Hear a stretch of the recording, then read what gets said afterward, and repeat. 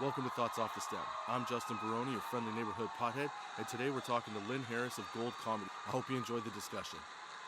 With interviews, I try not to smoke as much weed just so I could keep things flowing, because otherwise they can come to a halt pretty quick. Fair enough. Fair enough.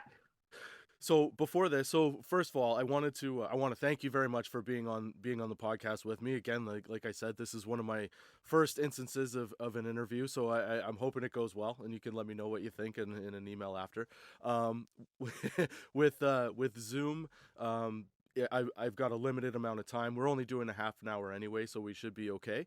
But you were saying initially that you liked the concept of a previous episode where I was discussing how Elon Musk had wanted to legalize comedy, which is a ridiculous statement in itself. It's just yeah, right. It's right. Should we tell him? Yeah, I know. Somebody should pull him aside and be like, "Hey, buddy." So, tell me your perspective on it, because you are in the comedy world. Gold Comedy is obviously a network of comics that I'm guessing, is it more female comics? Do you do specifically female or male? We're designed to look. Comedy is hard for everybody. So no matter how straight or white or dude you are, it is hard for everyone. But it's still especially hard for people who are not straight white dudes. Let's face it. I know I did stand up throughout the 90s, and I still see lineups with only one woman. I still know writers rooms with that are not diverse, etc. It's still hard. So we are just trying to make it easier for the people for whom it's the hardest. So we do focus particularly at Gold Comedy. We focus particularly on women, non-binary creators, what we like to call others. But we don't police like your identity. We just maintain a good vibe. So like your gender is whatever you tell me it is. It's 2025. What we promise is no bro vibe, Okay, which I fair. think everyone can kind of get behind. And we do get a lot of people who are trying to escaping bro vibe in their on the sets where they produce sketches, or in mics, or just in the general in the clubs that are the common ones in their cities, or on sketch, and if they're looking for a sketch team but they don't want to be or an improv team but they don't want to be the only woman, we're able to be that community and offer classes where you're not the only woman, of course, and just basically give you the tools and skills to succeed. So I actually have a question about that, because I was reading up on your website and I was seeing all the fun stuff that you guys do, and how you help and develop talent, right? So one of the big things that I read about on there was the push to help female comics, obviously. I have a question regarding this, because I really like Nikki Glazer. I think that she's a fantastic comic, but I also wonder if that she kind of might fit into that bit of a bro vibe, because she does a lot of off topic, like kind of offside stuff that like a guy would generally talk about, right? Now, I'm not saying that somebody has to have, that sort of like out in left field kind of vibe to it. But I do think that for some women, maybe, I think they feel like they have to lead in that general direction just to get attention right away. And I wonder if that, from your perspective, hinders or helps. I mean, obviously she's doing very well, and like I said, when she hosted, what was it, the roast, I think about like 6 or 8 months ago, that was hilarious. Like, don't get me wrong, I'm not being negative about it. I just want to know if other females look at that going like, oh, you're kind of stooping down to that level, or if they see it as more of like an empowering kind of, yeah, see, we could talk about that kind of thing too. I think it's a fairly good question, and my answer is that when we're talking about vibe, especially at Gold, we're not talking about content. I think all content is on limits. All content is up for grabs. The vibe that people are kind of escaping, or at least trying to balance out when they come to us, is less about content, is the or bathroom humor or whatever. Sure, Like, I mean, sure, what it's totally fine. What they're kind of coming away, what they want to, what we're trying to avoid is, um, the feeling that many folks who come to us have of having been underestimated, overlooked, passed over, treated as the girl. Right. So many of us are accustomed to, being the only woman in a stand-up lineup, and then the host who is a dude saying, "And now we got a lady coming to the stage." That's what I mean by bro vibe, like treating women as if they're not just comics. Right. So treating women and even just being like calling people, comics and female comics is it's not bro vibe per se. It's just kind of a world that we want to kind of change, um, where women are taken seriously, just as comics, and frankly, a world where it's not that interesting if a comedian is a woman, or X race or X religion, or where we're all just doing comedy. And so that's what I mean by the vibe. It's more like the feeling of support, like collaborative, supportive, not being the odd person out, not being treated differently or weirdly because you're a woman. And that's really what I mean. Topics, go for it. I think I mean, you can talk about just there's so many. I also want to get to a place where, and I think we're getting there, where there's like so many female comics that we don't really think about, like there's not really a thing that's called like women's comedy, because there's such a range of what people talk about. You could have, someone like Nikki, but then you have someone like, Aparna Nancherla, who's super clean, or there's just so many different styles and people and topics and whatever, that like one person's style doesn't stand out from others, other than just being their unique, authentic style. And it's not about like what women do. You know what I mean? So Right. so it's more about the way people. It's more about people than and like the people vibe than the than the content of the content. So it's more, I guess you could say, like the focal point of it shouldn't be necessarily, what or who you are or how you are, I guess you could say, as opposed to the fact that comedy is comedy, and no matter who's doing it, that's the thing that you're there for.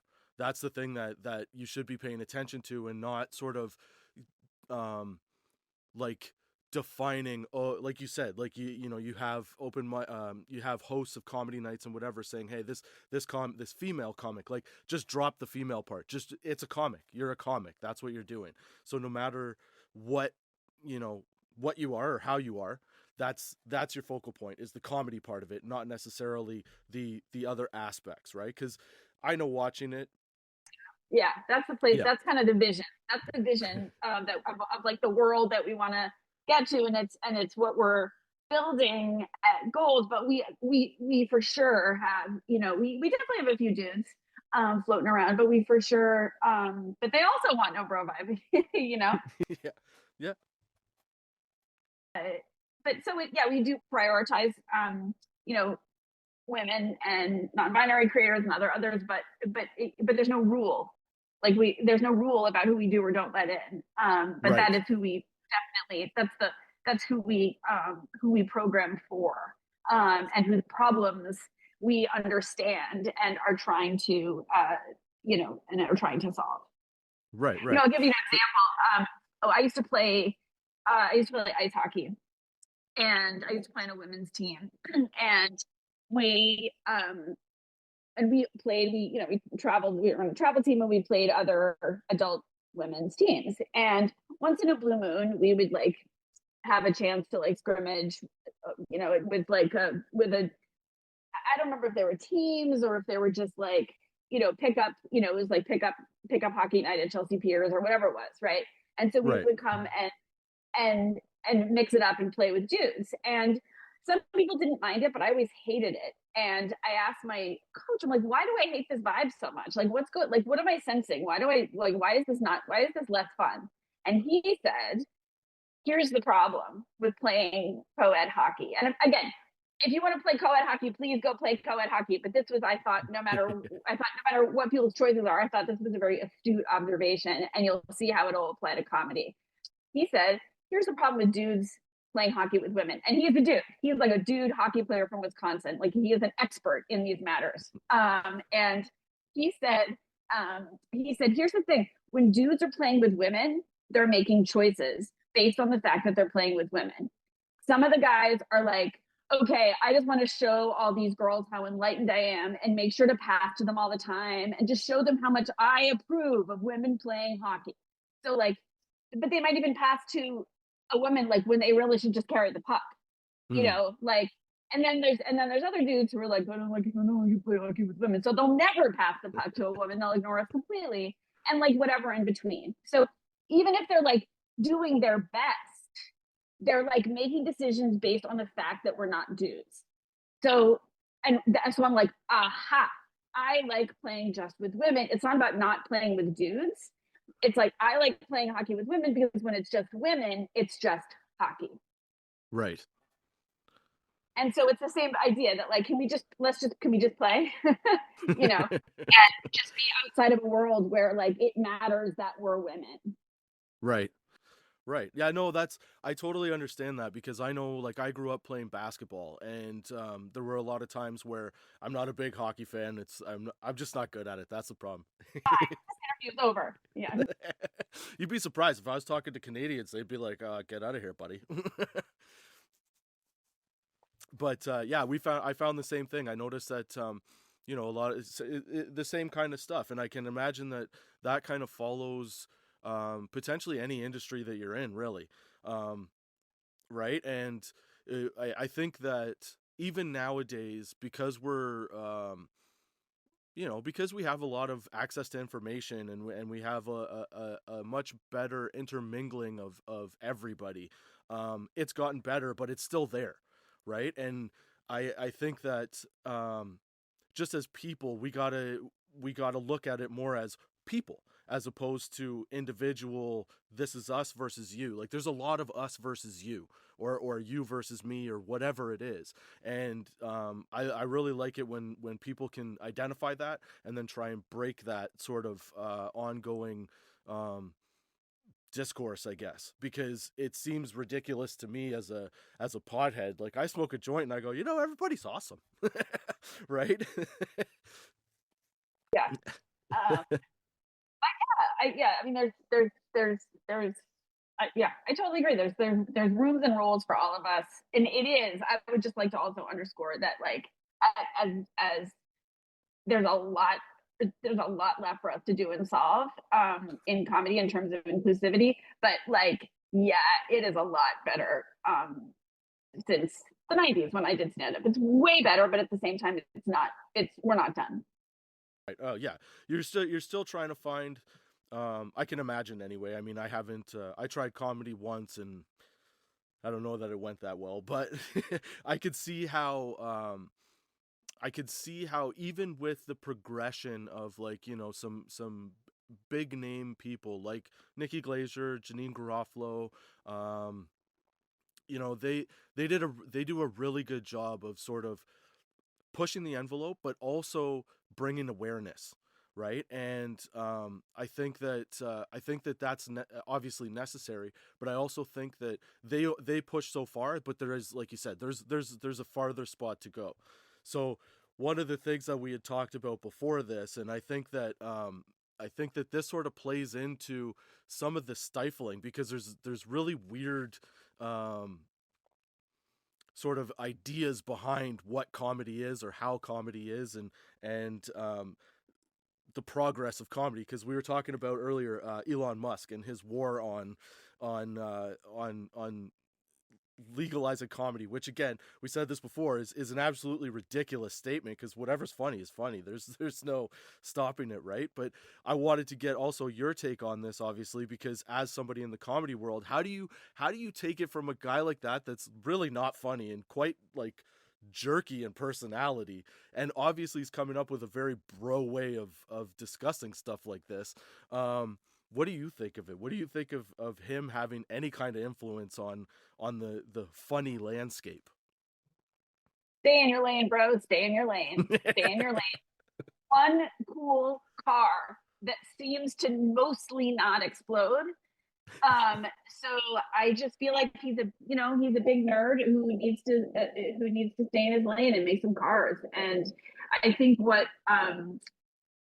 makes a lot of people, especially women like me, deeply annoyed by him, and that's an understatement, is, and this happens all over the place in every industry, including comedy, um, where like basically someone who is not qualified to do anything but the thing that he has already demonstrated aptitude for then goes and does those other things, and kind of and either at best kind of leapfrogs over qualified women who could do the same thing. I'm not saying that we should have just like put more qualified women into Doge and had that's the analogy doesn't track entirely, and do more damage by being more, but like bro doesn't know anything about government or anything about anything that he was doing, and like that is a familiar feeling for women in comedy and elsewhere who like watch some dude like who's less experienced but for whatever, but like I don't know, handsome or whatever, or kind of looks like every guy, so he's easy on the eyes kind of thing, or but less experienced or whatever, seeing them get, or seeing those dudes get jobs just because like they worked on the Harvard Lampoon with the other guys or whatever, when the women around have been like working twice as hard for twice as Yep. long, getting paid half as much. So like it's not exactly the Elon Musk thing, but it's one of the things that gets our goat about him. And he has no business opining on comedy. Like he just did, like, I mean, like his most famous on stage moment was like with a chainsaw and kind of doing a Howard Yeah. Dean scream. Like like it's not even good prop comedy. So I'm not. So no, thank you. I'd go with his best moment being when he tried to show the Tesla truck and he hits it saying that it can't shatter and then the whole thing breaks. Like that was funny. Like Now, that that I was mean, funny, but not in the way that anyone meant it to be. Yeah. no, but that's kind of like, yeah. And I think that sort of like highlights what you're saying is that, you try to do something, sure it comes out funny, but it comes out funny because you've kind of screwed up, and then that maybe gives you the idea that, oh, I'm kind of a funny dude. So maybe I do have a thing to say. Well, no, you don't, man. You just you screwed up. That's really what happened there. And um I also agree with you with the whole Doge thing. Like he doesn't like you said, he's a car builder, right? So like build that car, do that thing, maybe stay behind the curtain. Don't you don't Job. need to be out Yeah, there. don't talk to humans, especially women. Stop. Please stop. um, yeah. Wow. Yeah. Yeah. I Oh, I was just gonna say that seems to be like the for guys anyway. That's like the mentality that really shows you we get a little bit of money, we get a little bit of power, and we go off on like I'm very don't get me wrong, I'm man centric for sure. I'm a dude. I that's what I know. But like when I watch guys like that and I go, oh, that's because you have money and you think that everything you could do is whatever you want to do, right? So, um, I I'd like to see a step back from guys like that trying to pretend like they know what exactly is going on.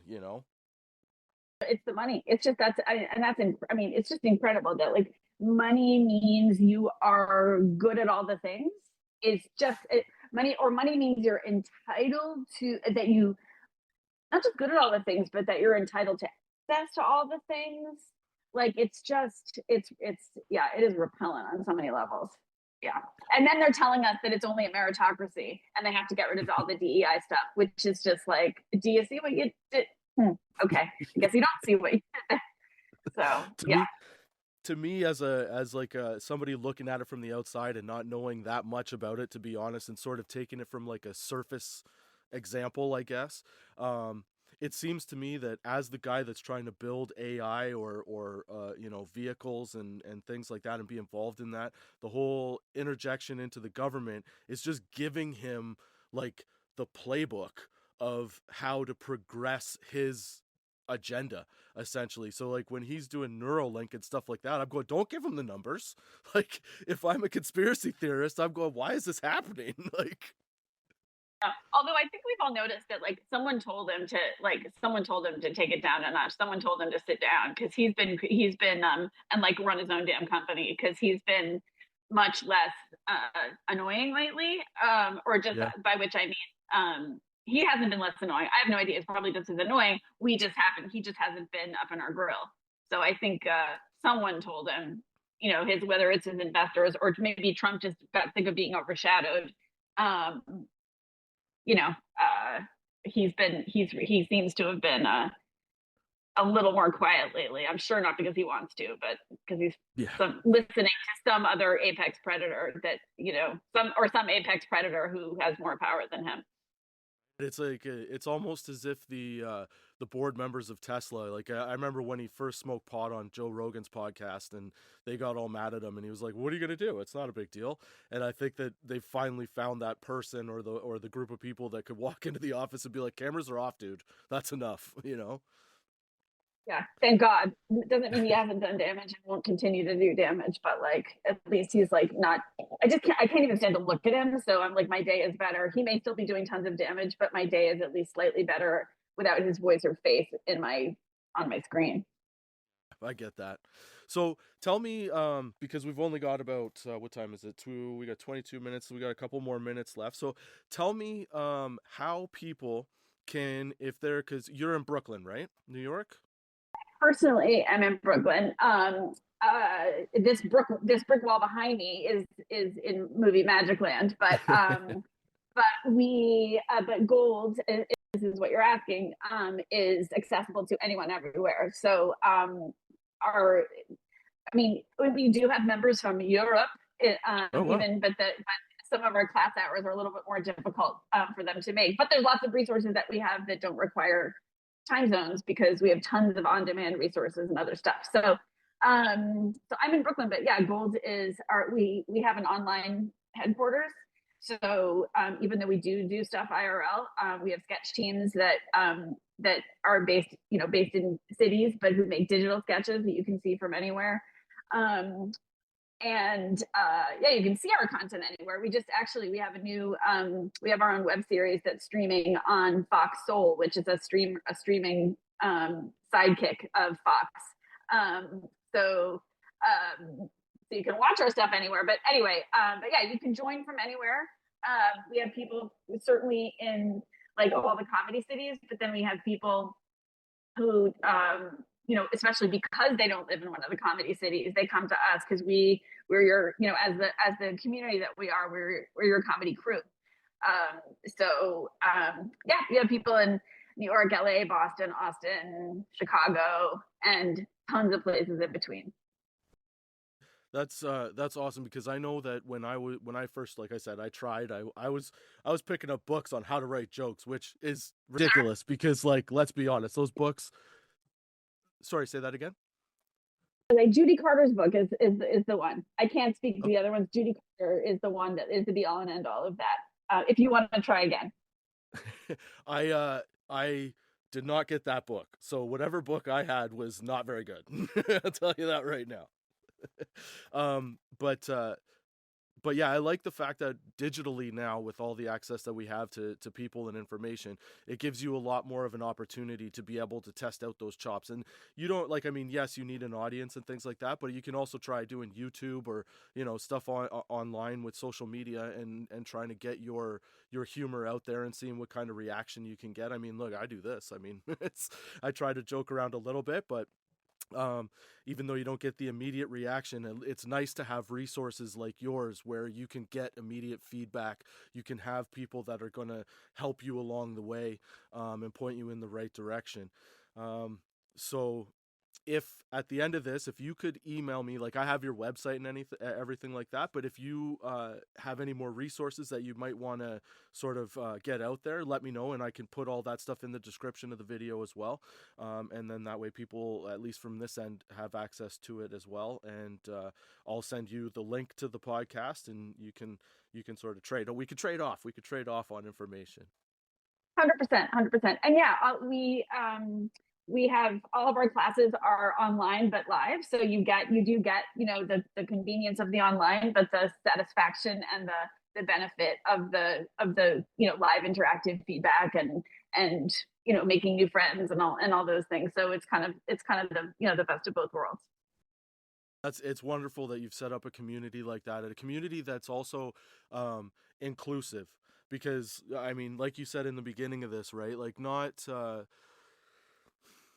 you can hear some horror stories of people trying to get involved in anything really, but especially in entertainment. And there's there's a lot of hurdles to get over. There's potential like clicks that you have to work around to get into it.